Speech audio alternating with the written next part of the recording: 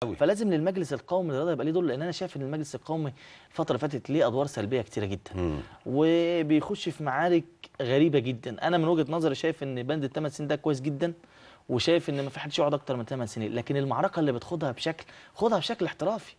امشي مع الميثاق الاولمبي، شوف الدنيا ماشيه ازاي، ما تبقاش الدنيا عندك انت كل شويه عمال تعدي حته. مش انت اللي لغيت الشباب، هو مش حسن صقر ده لغى الشباب وراح يرجع الشباب تاني، وراح يلغي حاجات ويعمل. لا، لازم تبقى في حاجات النهارده لما تيجي تغير يا كابتن مدحت تلاقي انا الاول ان اقول له انت بتغيرها ليه؟ ايه الاسلوب العلمي اللي انت وصلت ليه عشان تغيرها؟ صحيح. ايه المشاكل اللي انت تغيرها؟ لكن يبدو ان هي المعركه اللي بين مجلس اداره النادي الاهلي وحسن صقر مش هتنتهي دلوقتي، لان في لجنه بتشكل في المجلس القومي للرياضه علشان تنزل كمراقبه ومتابعه لفريق الكوره في النادي الاهلي ومصروفاته وايراداته في حاجه كده يعني على مدار ال4 سنين اللي فاتوا.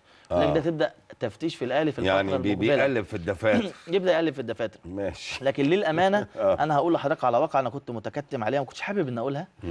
ان في وقت كده معين حصلت مكالمه بين المهندس حسن صقر وكابتن حسن حمدي، وطلب فيها المهندس حسن صقر من الكابتن حسن حمدي ان بعض اللعيبه ينزلوا لميدان مصطفى محمود. وكان رد الكابتن حسن حمدي عليه ساعتها ان انا ما بدخلش اللعيبه ولا نادي لا في امور سياسيه ولا دينيه.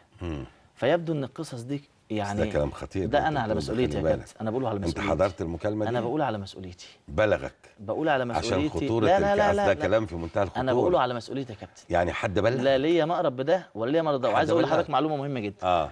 ان حسن حمدي كده كده مش هينزل انتخابات النادي الفتره المقبله. ليه؟ حتى لو في بند اكتر من 8 سنين. ليه؟ انا بقول لحضرتك اهو. اوكي.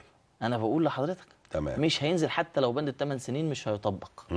وكمان انا ابتديت اشتغل في البند ده والكلام ده بدري، ولسه فاضل سنه. هو النادي الاهلي الوحيد اللي هيتضرر من القصه دي. ولسه فاضل سنتين. وبعدين هل اللي هيجي بعد المهندس حسن صقر هيفضل يكمل ولا مش هيكمل؟ يا عالم. ما يا عالم. لكن انا كان نفسي اصلح المنظومه كلها، اهتم بالالعاب الفرديه شويه، اعمل اكاديميات الالعاب الفرديه، افتح الملاعب والاستادات دي للناس تمارس. المواطن المصري مش من حقه ياكل ويشرب وبس، لا، ده من حقه يمارس رياضه من غير اي اعباء. الشباب مش تبع حسن صقر، ده الانديه تبع حسن صقر. لا، ما يقدرش يقول للنادي افتح الملاعب للناس. لا، يبقى في توقيتات يا كابتن. لا، في توقيتات. احنا بنقول ان القانون، لا، قول يفكر في مشاريع خدميه للانديه في المحافظات كلها، لكن هو ما يقدرش. والله يا ريت يا كابتن يبقى في الساحات والملاعب اللي كانت بتعمل مش هتتكلف كتير بقى مع، لانه طول عمر الرياضه والشباب مع بعض. واعمل اكاديميات خاصه.